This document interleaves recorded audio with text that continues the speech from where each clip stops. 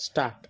નાગરિકોને ઉચ્ચ ગુણવત્તાયુક્ત, સમયસર અને સુરક્ષિત પરિવહન સેવા મળી રહે તે માટે સતત નવીન ટેકનોલોજી, માળખાગત સુવિધાઓ અને બસોના આધુનિકીકરણ માટે રાજ્ય સરકાર પ્રયત્નશીલ છે.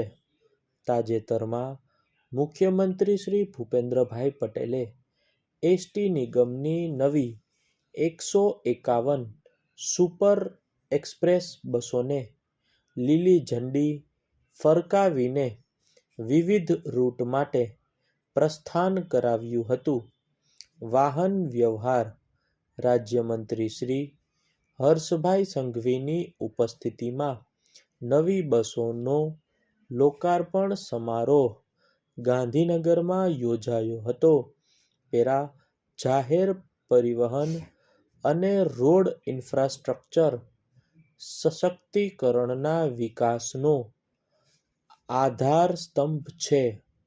મુખ્યમંત્રીશ્રીએ છેવાડાના માનવી સુધી અસરકારક પરિવહન સેવાઓ પહોંચે તે દિશામાં સતત આગળ વધતા 151 સુપર એક્સપ્રેસ બસો ₹52.53 કરોડના ખર્ચે જનસેવામાં મૂકી હતી.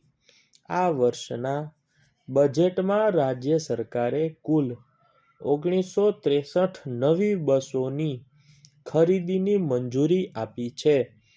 તેમજ પીપીપી મોડેલ અંતર્ગત 100 આધુનિક એસી બસોના સંચાલનનું આયોજન પણ હાથ ધરીને સમગ્રતયા 2063 બસો લોકોની સેવામાં મૂકવામાં પ્રાવધાન કર્યું છે. ગુજરાત એસટી નિગમ દૈનિક 8,000થી વધુ બસો દ્વારા 33 લાખ કિલોમીટરનું સંચાલન કરીને 27 લાખથી વધુ મુસાફરોને તેમના ગંતવ્ય સ્થાને પહોંચાડે છે.